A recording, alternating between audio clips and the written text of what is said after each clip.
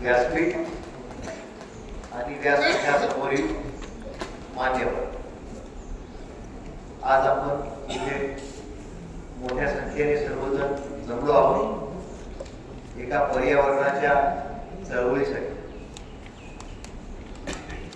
आज शिवराज्याभिषेक दिनाच्या औचित्याने आपण इथे आलो म्हणून महाराष्ट्राचे कुलदैवत शिवछत्रपती व संत तुकोबाराय आणि सर्व महाराष्ट्रातले सर्व महापुरुषांना अभिवादन करून आजच्या या प्रसंगी माझे दोन शब्द आपल्या पुढे बोलत आहे।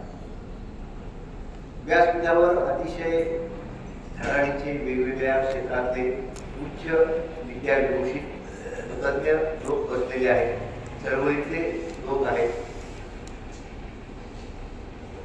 मी आतापर्यंत शासकीय नोकरीच्या माध्यमातून जी काही समाजसेवा केली आहे किंवा जी प्रशासकीय सेवा दिली आहे ती शासकीय सेवेच्या माध्यमातून। शासकीय सेवा आणि सामाजिक सेवा हे काही वेगवेगळे क्षेत्र नाही। आम्ही आमचं काम जरी प्रामाणिकपणे केलं तरी ती एक मोठी सामाजिक सेवा आहे। राहे अनेक मंजिले, राहे अनेक मंजिले। तसं मी यशदामध्ये काही वर्ष प्राध्यापक होतो ग्रामीण विकास खात्याचा। मी जिल्हा परिषदेची नोकरी करत असताना आम्हाला जसं शेडगेला डेप्युटेशन आम्ही जिल्हा परिषद मधून संतपीठावर दिलं, तो उल्लेख त्यांनी केला ते एक मिनिटामध्ये सांगतो। तो एक सज्जन पाप भिरू इनोसंट कर्मचारी, ते जिल्हा परिषद मधले त्याला होतो ना आपण वाक्प्रचार मराठी, तो शब्दशः अर्थ नाही घ्यायचा। जिल्हा परिषदेमधले वेगवेगळे शक्यपंजे म्हणजे चालूगिरी, त्याला काय ते सूट व्हायची नाही, त्याला ती सूट होत नसत, आवडतही नसत। तो कधी अशा गडबड घोटाळ्याच्या कामात सहभागी नसेल।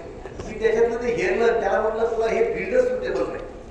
मग सुटेबल नाही म्हणून काय मग काय नोकरी सोडायची का? नाही, नोकरीत राहायचं पण काम असं करायचं की वेगळे आपण आपल्या पद्धतीने समाजाची सेवा केली। त्यावेळेस नुकतीच ती संतपीठ स्थापनेची घोषणा झाली।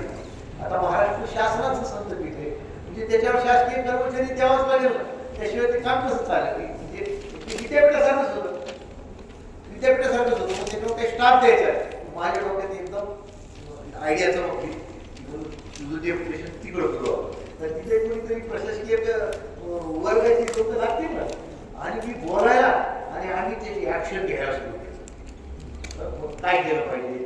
त्या मुख्य माणसाला भेटलं पाहिजे, मग त्यांना पत्र घेतलं पाहिजे, भेटलं पाहिजे, मांडू तर करतो ना, तर ती प्रत्यक्षात अंमलातच आली आणि ती अंमलात आली तशी शेती तिकडे गेले, तिकडे कार्य करत राहिले। त्या निमित्ताने त्यांच्या आवडीचं कार्य त्यांना करता आलं आणि ते पूर्ण कार्य करून परत जिल्हा परिषद आले रिटायरमेंटच्या वेळेला, आणि मग जिल्हा परिषदमध्ये काम करत करत रिटायर झाले। म्हणजे हे अशा पद्धतीनं डायरेक्ट काम त्यांचं असलं तरी थोडा एक पाय आमचा टेकूला, त्याने आम्ही थोडासा इनडायरेक्टली होईना आमचा टेकून त्याला लागलेला आहे। एनिवे, ग्रामीण विकासाचं काम करत असताना जेव्हा आम्ही यशदामध्ये मी काम करत होतो तेव्हाही निसर्ग, पर्यावरण, एकंदरीत अध्यात्म आणि विज्ञान या दोन गोष्टी वेगळ्या आहेत। आपण जर प्राचीन किंवा त्याहीपेक्षा प्राचीन भारताचा इतिहास जर पाहिला, दक्षिण भारतातली मोठी मोठी मंदिरं पाहिली तर त्याचं आर्किटेक्चर, वास्तुशास्त्र सध्याच्या वास्तुशास्त्रज्ञांना सुद्धा समजणार नाही, इतकं अवघड आहे। याचा अर्थ काय? याचा अर्थ असा होतो की जुन्या काळामध्ये जितकं अध्यात्म पुढे गेलं होतं तितकंच विज्ञान पुढे गेलं होतं, आणि अध्यात्म आणि विज्ञान हे एकत्र चालत होतं। आता योगायोगानं सध्या मला थोडीशी या बाबतीची खंत आहे आणि मी ती शेतकऱ्याला बोलून दाखवत असतो की सध्या अध्यात्म आणि विज्ञान हे थोडं दूर चालल्यासारखं मला वाटतं। असं असू नये, असं असू नये। जे विज्ञानामध्ये होतात ते अध्यात्मापासून दूर जातात, आणि जे पूर्ण अध्यात्मवादाकडे वळतात ते विज्ञानापासून दूर जातात। ते असं नाही चालत। या दोन गोष्टी परस्पर विरोधी नाही. हा एक महत्वाचा भाग आहे. आणि मग त्याच्यातच निसर्ग, निसर्ग म्हणजेच देव आहे. धर्माचा उगम कुठं झाला हे जर थेट आपण मानववंशशास्त्रापासून जर अभ्यास केला, मानववंशशास्त्रात जर अभ्यास केला, तर पहिल्यांदा जेव्हा वीज चमकली तेव्हा जेव्हा आदी मानव तिथे राहत होता, त्या आदी मानवामध्ये सुद्धा काही गुंड प्रवृत्तीचे लोक होते. म्हणजे प्रत्येक समाजात असतात ना काही चोर प्रवृत्तीचे, काही गुंड प्रवृत्तीचे लोक. सर्व प्राण्यांमध्ये, सर्व त्या काळच्या आदी मानवामध्ये सर्वांमध्येच होते. मग त्या गुंड प्रवृत्तीच्या लोकांना भीती दाखवण्यासाठी तात्कालीन आदी मानवाने सांगितलं, तू नीट वाग, नाही तर ती वीज चमकते, देव कोपतो. असं म्हणजे पाऊस असेल, आग असेल किंवा विजा कडाडणे असतील, तिथून देवाच्या संकल्पनेची सुरुवात झाली. थेट आदी मानवाच्या काळात की समाजामध्ये शांतता टिकवण्यासाठी समाज जगला तर मनुष्य जगेल, तर इतर प्राणी पक्षी जगतील. म्हणूनच आपल्या संत तुकोबारायांनी म्हणले, वृक्षवल्ली आम्हा सोयरी वनशे. मग आता समजा आपण एखाद्या योगी पुरुषाकडे गेलो, संत महाराजाकडे गेलो, आपल्या इथले असो का थेट हिमालयातले असो, एखाद्या थोडक्यात मला म्हणायचंय की एखाद्या उच्च दर्जाच्या संतांकडे आपण गेलो, दर्शन घेतलं आणि त्यांनी जर आपल्याला असा आशीर्वाद दिला, सुखी राहा, तुझी मुलं सुखी राहू दे, तुझे नातू सुखी राहू दे, पण तुझे पंतू खापरपंतू तडफडून मरू दे, चालेल का? नाही का चालणार? तर आपल्याला जेवढी आपली मुलं प्रिय, आपले नातू प्रिय, तेवढेच त्या नातूचे नातू प्रिय, पंतू प्रिय, पंतूचे पंतू प्रिय. तर शेवटी ते आपलं सगळं आपलं फळ आहे, आपलं अनुवंशिक आहे, आपलं रक्त आहे. मग जर आपल्याला आपली मुलं प्रिय आहेत, आपले नातू प्रिय आहेत, तर आपले पंतू खापरपंतू तडफडून म्हणून द्यायचे का? मग हे किंवा असा भरू द्या असा जर आशीर्वाद पर शाप जर तुम्ही आपल्याला दिला, ते आपल्याला आवडणार नाही. पण लक्षात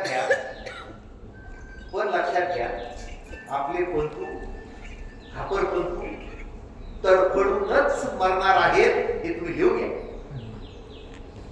आणि याला कोणीही अपवाद नाही, याला कोणीही अपवाद नाही, याला श्रीमंतही अपवाद नाही, मोठे मोठे उद्योगपती सुद्धा याला अपवाद नाही.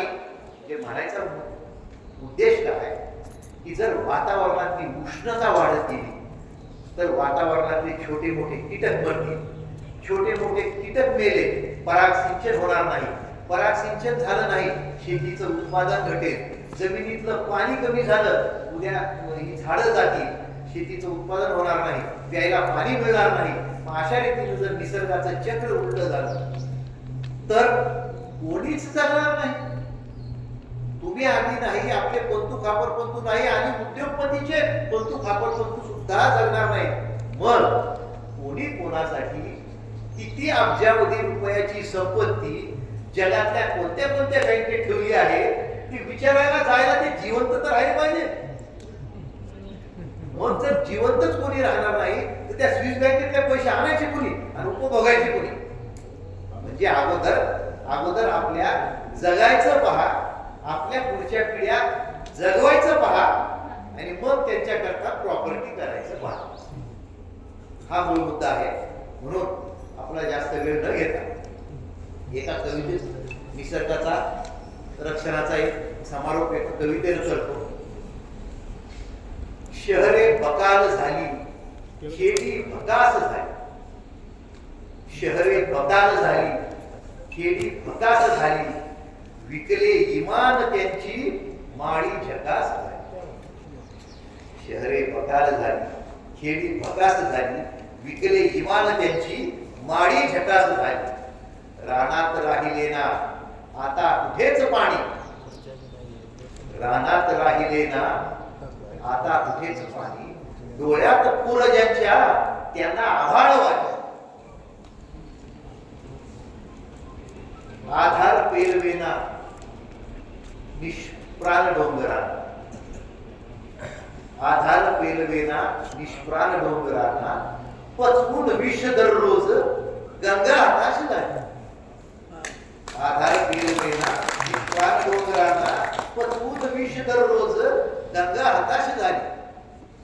योगी कुणी न उरले, योगी कुणी न उरले, भोगी भराता आले.